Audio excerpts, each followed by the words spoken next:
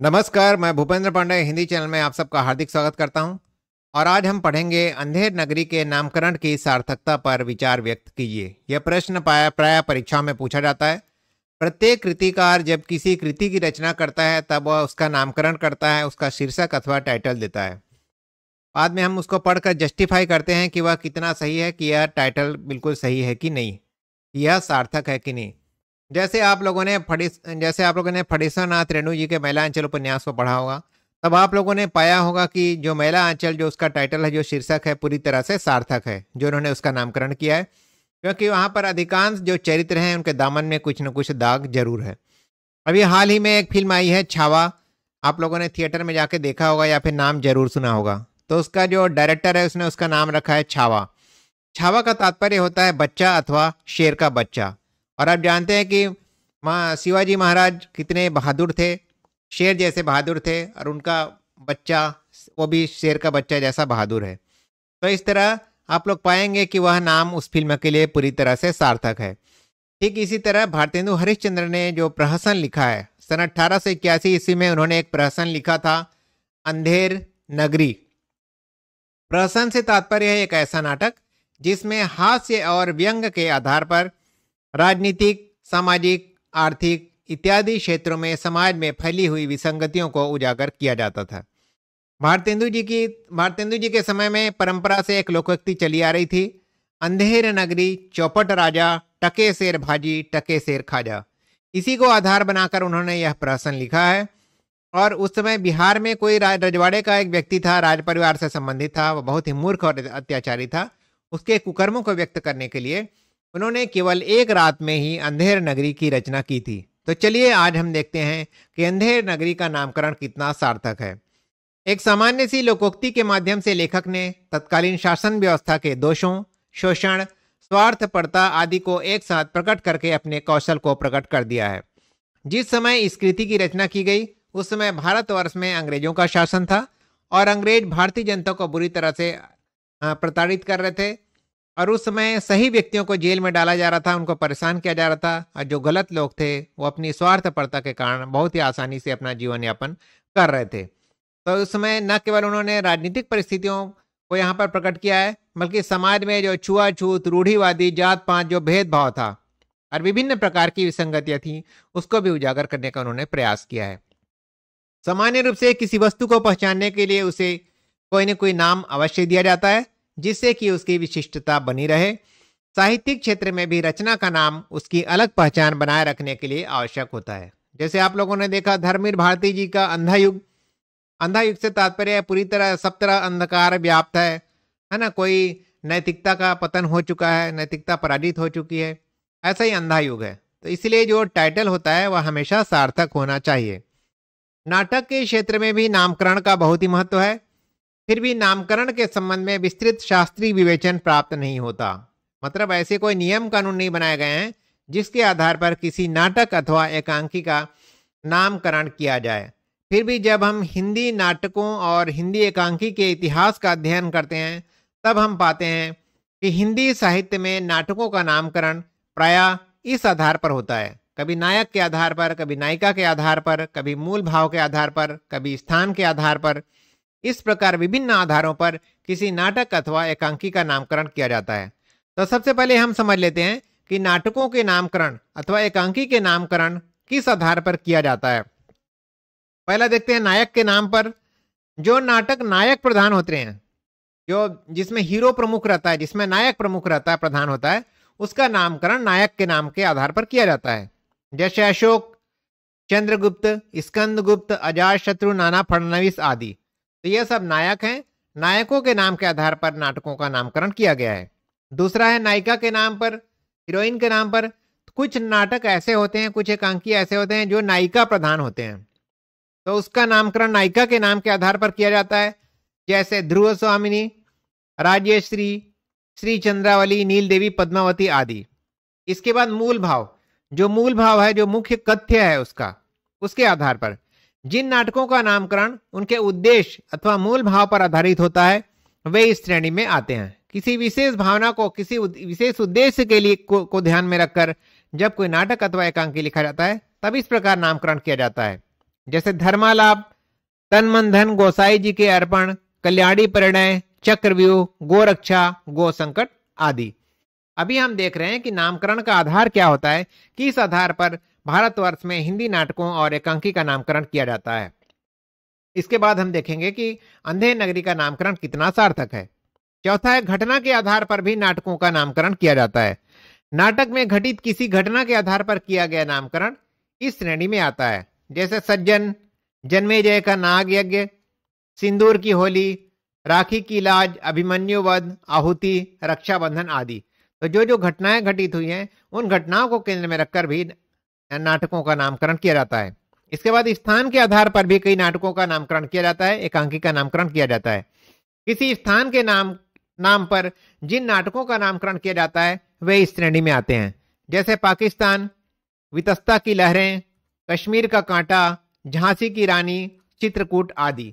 इसके बाद प्रतीकात्मा के आधार पर, मतलब कुछ प्रतीक बनाकर, इस प्रकार के नामकरण नाटकों में व्यक्त भावों, लक्षणों, प्रतीकों आदि के आधार पर किए जाते हैं। जैसे भारत दुर्दशा में विभिन्न प्रकार के पात्रों का प्रयोग प्रतीकों के रूप में किया गया है। कामना, अंधेर नगरी, धूप छांव, राक्षस का मंदिर, लहरों के राजहंस, अंधा युग, करुणालय आदि। तो इस प्रकार अंधा युग क्या है, एक प्रतीक बन गया है, एक व्यवस्था का प्रतीक बन गया है, जहां पर अराजकता व्याप्त है, जहां पर नैतिकता नाम की कोई चीज नहीं रह गई है, तो अंधा युग। तो इस प्रकार नाटकों के नामकरण के लिए लेखक चाहे कोई भी पद्धति क्यों ना अपनाए, अपनी रचना का नामकरण करने से पूर्व उसे नाटक के मूल कथ्य, नाटक की मूल विषय वस्तु, नाटक के पात्र, नाटक को लिखने का उद्देश्य, मूल भाव आदि का विशेष ध्यान रखना पड़ता है। मतलब जब कोई नाटककार कोई नाटक लिखना शुरू करता है तब उसे इन सभी बातों को ध्यान में रखकर ही अपने नाटकों अथवा एकांकी का नामकरण किया जाता है। तो अंधेर नगरी एक प्रहसन है, हास्य व्यंग्य प्रधान नाटक है, जिसकी रचना भारतेंदु हरिश्चंद्र जी ने 1881 ईस्वी में केवल एक रात में की थी, और आज यह कालजयी रचना है जो उस समय जितनी प्रासंगिक थी उतनी यह रचना आज भी प्रासंगिक है। तो नामकरण सरल, मौलिक, संक्षिप्त एवं जिज्ञासा उत्पन्न करने वाला होना चाहिए। आकर्षक एवं उपयुक्त नामकरण वाली रचना पाठक एवं आलोचक को स्वयं ही अपनी ओर आकर्षित कर लेती है। मतलब नामकरण कैसा होना चाहिए, पढ़ने में सरल होना चाहिए, मौलिक होना चाहिए, नवीनता दिया हुआ होना चाहिए, संक्षिप्त होना चाहिए, छोटा होना चाहिए, और पाठकों अथवा दर्शकों के मन में जिज्ञासा उत्पन्न करने वाला होना चाहिए। अगर नामकरण ऐसा किया गया है तो वह पाठक अथवा दर्शक अथवा श्रोता अथवा आलोचक को स्वतः ही अपनी ओर आकर्षित कर लेता है। यह मैं श्रोता इसलिए बोल रहा हूं क्योंकि अंधा युग का जो रेडियो में जो रूपांतरण किया गया है वह बहुत ही प्रसिद्ध है। उसका रेडियो रूपांतरण भी आकाशवाणी अथवा ऑल इंडिया रेडियो से जब हम लोग छोटे थे तब प्रकाशित होता था, उसको हम लोग बहुत ध्यान से सुनते थे, बहुत ही अच्छा लगता था। पता नहीं अब आप सुन पाते हैं कि नहीं। इसी प्रकार यदि अंधेर नगरी के नामकरण, ये नामकरण गलत छप गया, यहाँ पर नामकरण है, नामकरण। अब यदि हम अंधेर नगरी के नामकरण की सार्थकता को परखा जाए तो इसे विभिन्न आधारों पर स्थापित करना होगा। जिन छात्रों को यदि यह उत्तर बहुत बड़ा लग रहा होगा तब वो यहाँ से अपना उत्तर लिखना शुरू कर सकते हैं। थोड़ा सा आप इंट्रोडक्शन दे देंगे कि अंधेर नगरी की रचना कब की गई, क्या विषय वस्तु है, जो मैंने शुरू में दिया है। और यदि आपको मेरा यह लेक्चर बहुत बड़ा लग रहा होगा तो बाकी के हिस्से को जो मैंने नामकरण के जो आधार बताए हैं, नायक के आधार पर, नायिका के आधार पर, मूल भाव के आधार पर, स्थान के आधार पर और कथ्य के आधार पर, परिवेश के आधार पर, स्थान के आधार पर, उसको आप हटा दीजिएगा और थोड़ा सा इंट्रोडक्शन देने के बाद यहाँ से आप उत्तर लिखना शुरू कर सकते हैं। क्योंकि मेरे लेक्चर थोड़ा डिटेल में होते हैं, मैं आप लोगों को पूरा विस्तार से बताता हूँ, इसलिए मैं सभी चीजों को बताता हूँ। तो अंधेर नगरी के नामकरण को हम इन बिंदुओं के आधार पर अंधेर नगरी के नामकरण की सार्थकता की परीक्षा करेंगे। पहला, ऐतिहासिक आधार पर। ऐतिहासिक आधार पर आपको पता है उस समय हमारे देश में अंग्रेजों का शासन था और अंग्रेज तो शासन कर ही रहे थे, अत्याचारी शासक थे, लेकिन जो हमारे देश में विभिन्न प्रकार के राजे रजवाड़े थे, हमारा देश अलग अलग छोटे छोटे राज्यों में विभाजित था, वहां भी विभिन्न प्रकार की विसंगतियां व्याप्त थी। तो इसी के आधार पर, ऐतिहासिक आधार पर पहले हम अंधेर नगरी के नामकरण को देख लेते हैं कि ऐतिहासिक आधार पर यह नाम कितना सार्थक है। अंधेर नगरी से तात्पर्य सभी क्षेत्रों में, समाज में सभी क्षेत्र में, धार्मिक, आर्थिक, राजनीतिक, सांस्कृतिक सभी क्षेत्र में अराजकता व्याप्त होना, कोई न्याय नहीं होना, अन्याय का बोलबाला होना, और शासक भी अत्याचारी और मूर्ख होना, ऐसे राज्य को बोला जाता है अंधेर नगरी। ऐतिहासिक आधार पर देखते हैं, हमारा देश विभिन्न जातियों, धर्मों, संप्रदायों, भाषाओं आदि को सदा प्रश्रय देता रहा है और यही इसे तोड़ने और खंडित करने का आधार बना रहा है। मतलब भारत में चाहे कोई शरणार्थी के रूप में आए हैं, विभिन्न भाषा भाषी भारत में शरणार्थी के रूप में आते हैं, विभिन्न धार्मिक संप्रदाय के लोग आते हैं, मतलब जो भी बाहर से आता है उसको हमारा देश अपना लेता है, उनको शरण दे देता है। भले ही वे आक्रमणकारी के रूप में आते हों या फिर शरणार्थी के रूप में आते हों, शरण लेने के लिए आते हों, हमारे देश का हृदय इतना विशाल है कि उन सभी को हमारे यहाँ शरण दे दिया जाता है और यही इसे खंडित करने का आधार है। क्योंकि जो बाहर से आते हैं वे कभी इस राष्ट्र को अपना राष्ट्र नहीं समझते और हमेशा इसको तोड़ने फोड़ने में लगे रहते हैं। तो ये इसी कारण क्या हुआ, और कुछ हमारे देश के भी गद्दार उन विदेशियों बाहरी लोगों के साथ मिल जाते हैं। तो यह एक नहीं अपितु अनेक बार विदेशियों का गुलाम बना है। कई बार हमारे राष्ट्र को गुलाम बनाया गया। शक आए, हूण आए, पुर्तगाली आए, डच आए, अंग्रेज आए आदि ने हमारा शोषण किया, हमें कुचला, लेकिन हर बार हमारी गुलामी का मूल कारण आपसी भेदभाव, सांप्रदायिक मतभेद और धर्म के नाम पर भेदभाव, वैरभाव ही रहे। अभी जैसे मैंने छावा फिल्म का आपको उदाहरण दिया है, छावा फिल्म आपने देखने जाएंगे तो हमारे देशवासी गद्दार निकले। कुछ मराठे लोग क्या है, मुगलों के साथ मिल गए, इसीलिए उनको पराजय का मुंह देखना पड़ा संभाजी महाराज को। तो ऐसे ही है, तो हमारे देश में जो बाहर से जो विदेशी आते हैं तो वो तो आते ही हैं, लेकिन हमारे देश में आकर वे शोषण भी करते हैं और हमारे देश के भी कुछ गद्दार उनके साथ मिले रहते हैं। हमारा इतिहास इस तथ्य का सदा साक्षी है कि हम अपनों से सदा हारे हैं तथा उनके कारण दूसरों के द्वारा हराए गए हैं। इसका मूल कारण क्या है, हमारे देश के लोग जो चंद गद्दार होते हैं वे विदेशियों के साथ मिल जाते हैं, बाहरी लोगों के साथ मिल जाते हैं और उन्हीं के कारण हमको बार बार पराजय का मुंह देखना पड़ता है। हमारी आपसी फूट हमारे घर को तोड़ती रही है। मतलब विभिन्न जितने भी राज्य थे उस समय अंग्रेजों के शासनकाल में आपस में एक दूसरे के शत्रु थे, आपस में वैर भाव रखते थे। इसी कारण अंग्रेजों के लिए यह आसान हो गया कि हमारे देश में लगभग 200 वर्षों तक राज्य कर पाए। हिंदू और मुसलमानों में भी सांप्रदायिक तनाव समय उन्होंने उत्पन्न कर दिया। भारतेंदु ने इस तथ्य को गंभीरता से लिया था, तभी तो उन्होंने कुंजड़िन के मुंह से कहलवाया था। कुंजड़िन मतलब एक व्यापारी जो कुछ सामान बेच रही थी मार्केट में, बाजार के दृश्य में कुंजड़िन जो सामान बेचती थी, सरसों, धनिया इत्यादि, उसके मुंह से क्या कहलवाया, ले हिंदुस्तान का मेवा फूट और बैर। हिंदुस्तान का मेवा क्या क्या है, फूट और बैर, मैं बेच रही हूं ये सब। मानव का स्वभाव है कि कोई कभी स्वयं को धोखा नहीं देता, लेकिन हम स्वयं को धोखा देकर इसे अंधेर नगरी बनाने का प्रयत्न करते रहे हैं। मतलब यह है, मनुष्य का प्राय स्वभाव क्या होता है, खुद को थोड़ी धोखा देता है, लेकिन हम ऐसे रास्ते में रहते हैं, हम ऐसी परिस्थितियों में रह रहे हैं कि हम लोग खुद को ही धोखा देते हैं और अपने राष्ट्र को, अपने समाज को अंधेर नगरी बनाने का प्रयत्न करते रहे हैं। तो इस प्रकार ऐतिहासिक दृष्टिकोण से देखें तो अंधेर नगरी का नाम पूरी तरह से सार्थक है। इस पर हमने देखा ऐतिहासिक आधार पर। अब हम देखते हैं कि सामाजिक आधार पर, सामाजिक लेखक ने नाटक के आधार रूप में जिस समाज को ग्रहण किया है, जिस समाज का चित्रण किया है इस एकांकी में, इस नाटक में, प्रहसन में, वह अंग्रेजी शासन काल का समाज है जो भ्रष्ट शासकों के कारण से भ्रष्ट हो गया था। तो अंग्रेज तो स्वयं भ्रष्ट थे ही हिंदुस्तानियों के लिए, साथ ही उस समय जो राजे रजवाड़े थे जो विभिन्न राज्यों में राज करते थे वे भी बहुत ज्यादा भ्रष्ट थे। सारे समाज में अराजकता थी, कोई नियम कानून का शासन नहीं था, अन्यायपूर्ण और विकृत व्यवस्था थी, सर्वत्र लालच, शोषण और स्वार्थपरता पनप रही थी। कुछ शासक अंग्रेजों के साथ मिल गए थे और अपनी स्वार्थपरता के कारण वे लोगों पर अत्याचार कर रहे थे, उनका शोषण करते थे। तो यहाँ पर कुछ उदाहरण मैंने यहाँ पर लिया हुआ है। जो चना बेचने वाला क्या बोलता है, चना हाकिम सब जो खाते, सब पर दूना टिकस लगाते। टिकस मतलब टैक्स। चूरन सभी महाजन खाते, जिससे जमा हजम कर जाते। चूरन पुलिस वाले खाते, सब कानून हजम कर जाते। वैश्या जोरू एक समाना, बकरी गऊ एक करी जाना। इतनी अराजकता व्याप्त थी कि जो घर की महिला थी और वैश्या दोनों का बराबर महत्व था, और बकरी और गाय दोनों का बराबर महत्व था। भीतर होई मलिन की कारो, चाहिए बाहर रंग चटकारो। मतलब भीतर से मन कितना भी काला हो, बाहर चटक रंग दिखाई देता था। तो तत्कालीन समाज बाहर से चाहे जैसा भी दिखता हो, बहुत अच्छा दिखता हो, भले ही उस समय जो समाज था बाहर से बहुत अच्छा दिखाई देता था, लेकिन इसके बावजूद भी वह भीतर से मर्यादाहीन हो गया था। कोई मर्यादा नहीं रह गई थी। वह अंधी व्यवस्था, अंधे कानून और विवेक शून्य व्यवस्था का प्रतीक बनकर रह गया था। मतलब नियम कानून नाम की कोई व्यवस्था वहां पर नहीं थी। अंग्रेजी सरकार इसकी अवनति का कारण बनती जा रही थी। उसमें भारतीय समाज के पतन का मुख्य कारण था अंग्रेजों का शासन। लेखक ने प्रतीकात्मकता का सहारा लेकर यह बताना चाहा कि अंग्रेजी कानून, न्याय व्यवस्था और शासन तंत्र दूषित था।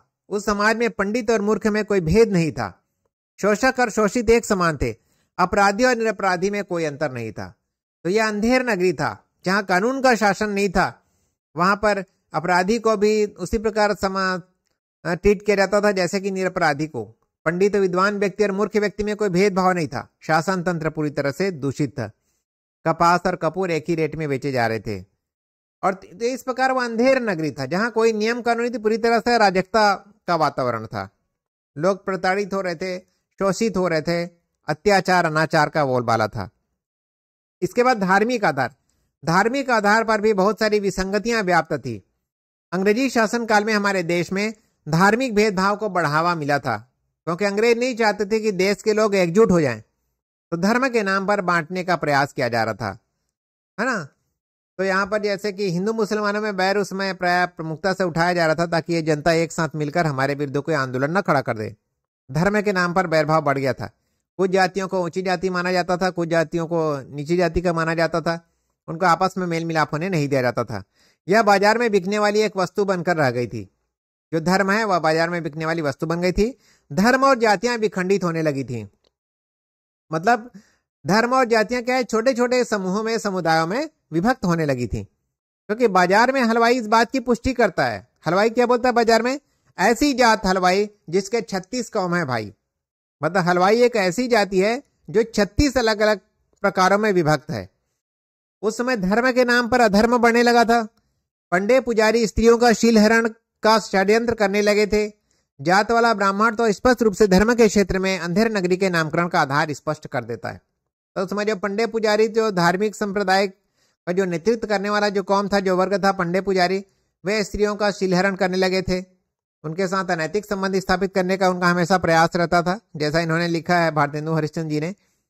और जो जात वाला ब्राह्मण एक जात बेचने के लिए मार्केट में बैठा रहता है, वो बोलता है मुझे आप पैसा दो, मैं आपकी जाति बदल दूंगा। जात ले जात टके सिर जात, 1 टका दो, हम अभी अपनी जात बेचते हैं। मतलब हम अपनी जाति बेच के दूसरे संप्रदाय में शामिल हो जाएंगे यदि हमको पैसा मिल जाए। टके के वास्ते ब्राह्मण से धोबी हो जाएं और धोबी को ब्राह्मण कर दें। हमको पैसा दे तो हम ब्राह्मण से धोबी बन जाएं और धोबी को भी ब्राह्मण बना ले। टके के वास्ते जैसी कहो ऐसी व्यवस्था दें। टके के वास्ते झूठ को सच करें। टके के वास्ते ब्राह्मण से मुसलमान, टके के वास्ते हिंदू से क्रिस्तान, टके के वास्ते धर्म और प्रतिष्ठा दोनों बेचें, टके के वास्ते झूठी गवाही दें। तो समझ सकते हैं कि उस समय पैसा ही सबसे मूल्यवान वस्तु हो गई थी। पैसा के लिए लोग धर्म बेचने के लिए भी तैयार हो जा रहे थे। लेखक ने प्रकट करना चाहा है कि तत्कालीन धार्मिक परिवेश अंधेर नगरी के अंधी विवेकहीन मान्यताओं का था, जिसमें परंपरागत उच्च धार्मिक मान्यताओं का पूर्ण रूप से हनन हो रहा था। मतलब परंपरा से, विरासत से जो हमें नैतिक मूल्य और जो परंपराएं प्राप्त हुई थी हमारे पूर्वजों से, उनका पूरी तरह से ह्रास हो रहा था, उनका पतन हो रहा था। उस समय जो अंधी मान्यताएं थी, जिनका कोई सिर पैर नहीं था, वही वो जो दौर था अंधेर नगरी के वैसे ही अंधी मान्यताओं का था, अंधी परंपराओं का था। इस प्रकार यदि हम सामाजिक और धार्मिक दृष्टिकोण से भी देखें तो यह अंधेर नगरी नाम पूरी तरह से सार्थक है। वेद, धर्म, कुल मर्यादा आदि सब टके सेर बिकने लगे। धर्म में ठेकेदार प्रजा को दिशा दिखाने वाले संत महात्मा, समाज के व्यवस्थापक आदि सब पेट की चिंता में व्यस्त रहने वाले थे। धर्म तो मात्र एक व्यापार बनकर रह गया था। तो समाज का वो तबका, समाज का वह वर्ग जिसे वास्तव में जो नैतिक मूल्यों, जो परंपराओं को जीवित रखने के लिए जिनके पास जिम्मेदारी थी, उनका ध्यान भी सिर्फ अधिक से अधिक पैसा इकट्ठा करना और अपना जीवन यापन करना, अपने पेट भरने तक ही सीमित रह गया था और धर्म केवल एक व्यापार बनकर रह गया था।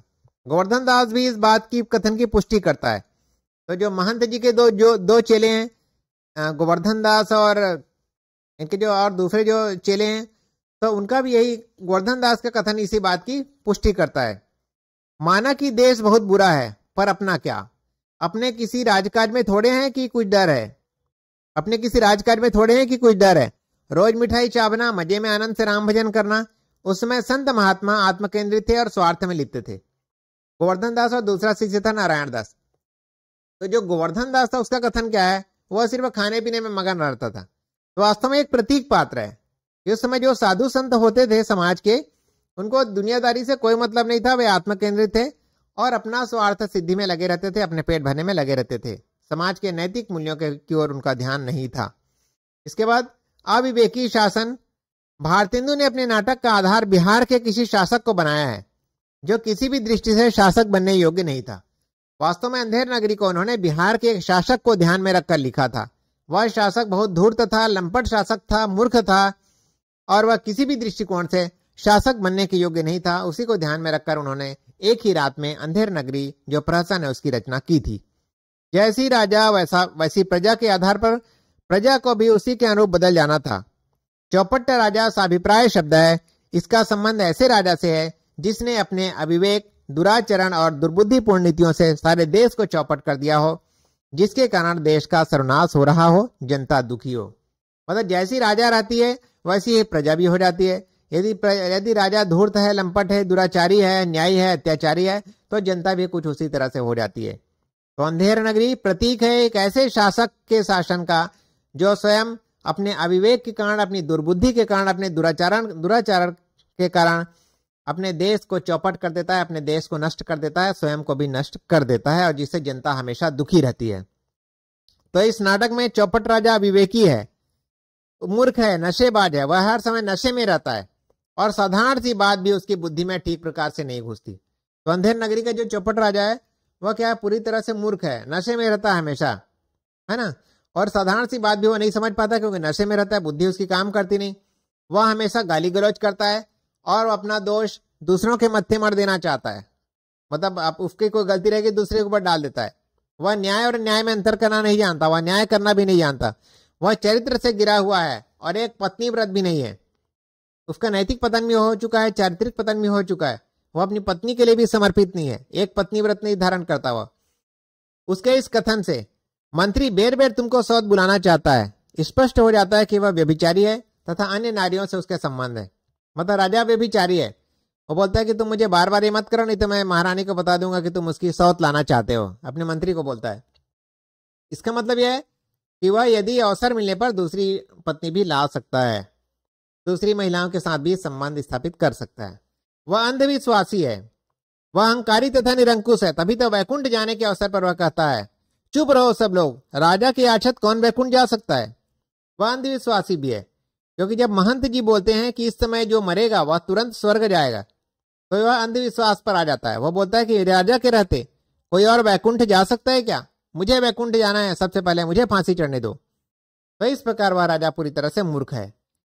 लेखक ने चौपट राजा के रूप में अंग्रेजी शासन व्यवस्था को माना है, जिस कारण सारा देश अराजकता का शिकार हो गया है। तो इस प्रकार जो चौपट राजा है वास्तव में अंग्रेजों का प्रतीक है, अंग्रेजी शासन का प्रतीक है, जिसके कारण पूरी देश में अराजकता का वातावरण व्याप्त है। सर्वत्र मूल्यहीनता की स्थिति है तथा गुण ग्राह्यता समाप्त हो गई है। मूल्यहीनता की स्थिति है, किसी गुणों का कोई कद्र नहीं है, योग्य और गुणी व्यक्तियों का कोई कद्र नहीं है। सब और अंधाधुंध मची है, पूर्ण निरंकुशता का राज्य है। विदेश से इस देश का राजकाज अंग्रेजी चला रहे हैं, यहाँ का धन लूटकर वे अपने देश ले जा रहे हैं। तो इसको बार बार भारतेंदु हरिश्चंद्र ने अपनी विभिन्न रचनाओं में रेखांकित किया है ना, कि अंग्रेज जो है हमारे देश का धन लूटकर अपने देश में ले जा रहे हैं। भीतर स्वाहा बाहर सादे, राज करहीं अमले अरु प्यादे। तो अगर राजा तो बाहर बैठा हुआ है तो उनके जो प्यादे हैं, उनके जो अमले हैं, उनके जो करिंदे हैं, जो नौकर चाकर हैं, यहाँ पर राज कर रहे हैं। अंधाधुंध मच्यो सब देशा, मानव राज रहत विदेशा। चारों तरफ अंधाधुंध मचा हुआ है, ऐसा प्रतीत होता है जैसे राजा विदेश में रहता है। भ्रष्ट राज में भ्रष्टाचारी पनप रहे हैं, जिनके सामने भले लोगों की एक नहीं चलती। अंग्रेजी राज में देश की आर्थिक स्थिति कुछ खराब है, जिस कारण यहाँ रहने वाला कोई व्यक्ति मोटा ही नहीं होता। तो चारों तरफ अंधेर गर्दी मची हुई है, एक अंधकार का वातावरण है, एक निरंकुशता का, अत्याचार का, अनाचार का बोलबाला है। तो इस प्रकार अंधेर नगरी मतलब पूरी शासन में, पूरे समाज में एक अंधकार का वातावरण निर्मित हो गया है। इसलिए अंधेर नगरी का जो नामकरण है पूरी तरह से सार्थक है। अब निष्कर्ष, आप जब भी हमेशा उत्तर लिखते हैं तो निष्कर्ष जरूर लिखा करें। आप हमेशा, मैं आपको बोलता हूं कि निष्कर्ष आपको जरूर लिखना है। तो ये लेक्चर जहां तक आप पूरी तरह से समझ गए होंगे कि अंधेर नगरी का जो नामकरण है पूरी तरह से सार्थक है। तो इस लेक्चर के बाद आप देख के समझ गए होंगे, लेकिन आपके दिमाग में एक चिंता रहती है कि ये नोट्स मैं कहाँ देख पाऊंगा, कहाँ पढ़ पाऊंगा। तो आप मेरी वेबसाइट पे मैंने जो आर्टिकल लिखा हुआ है इस पर, ये सेम आर्टिकल मैंने वहां पर डाला हुआ अपनी वेबसाइट में, वहां पर जाकर आप पढ़ सकते हैं। ठीक है, पहले तो आप इसको समझ लीजिए, उसके बाद आपको नोट्स वहां पर जाकर आप जाकर वहां पर मेरी वेबसाइट में पढ़ सकते हैं। उसका लिंक यहाँ पर मैं डिस्क्रिप्शन में दे दिया हूँ, आपको चिंतित होने की जरा भी जरूरत नहीं है। और अंधेर नगरी के ऊपर अभी मेरे 3-4 लेक्चर्स और आएंगे।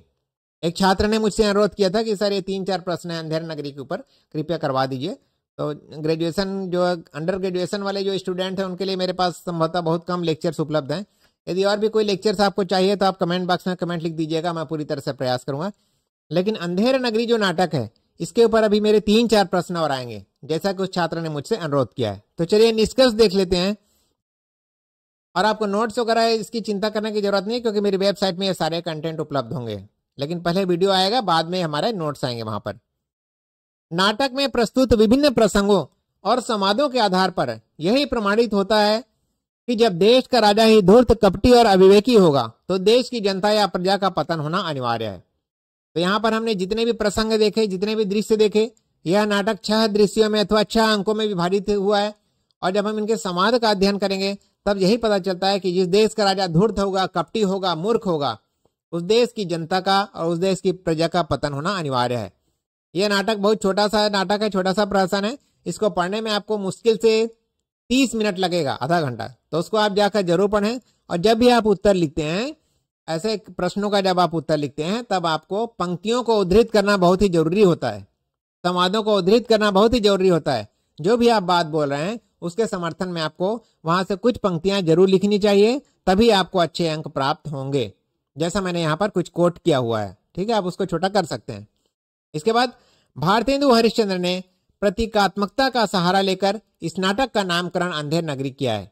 वास्तव में अंधेर नगरी एक प्रतीक बनकर उभरा है। किसका प्रतीक है? अंधेर नगरी एक ऐसे शासन का, एक ऐसे शासक का प्रतीक है जिसमें चारों तरफ अनाचार, अत्याचार, निरंकुशता का बोलबाला है। न्याय में कोई भेद नहीं है। अच्छे व्यक्तियों को सजा दी जा रही है, बुरे व्यक्ति राज कर रहे हैं। तो नाटक का उद्देश्य, कथ्य और प्रतिपाद्य इसके द्वारा स्पष्ट हो जाते हैं, इसलिए यह नामकरण पूर्ण रूप से सार्थक है। इस प्रकार अंधेर नगरी नामकरण से, जैसे हम इस अंधेर नगरी नाटक को हम पढ़ते हैं, तब हमको पता चलता है कि अपने कथ्य के विषय जो वस्तु है उसके हिसाब से, उद्देश्य के हिसाब से, प्रतिपाद्य है उसके हिसाब से यह नामकरण पूरी तरह से सार्थक है। अर्थात भारतेंदु हरिश्चंद्र ने अपने प्रहसन का जो नामकरण किया है अंधेर नगरी, यह नामकरण पूरी तरह से सार्थक है। तो आपको अपने उत्तर में इन सब चीजों को जोड़ना है। बाकी मेरे 3-4 एपिसोड और आएंगे। और मेरा आज का यह लेक्चर कैसा लगा कमेंट बॉक्स में कमेंट लिखकर जरूर बताएं। धन्यवाद। जय हिंद, जय भारत। और नोट्स के लिए आप मेरी वेबसाइट जरूर देखें, उसका लिंक मैंने यहाँ पर डिस्क्रिप्शन में दे दिया है। धन्यवाद। जय हिंद, जय भारत।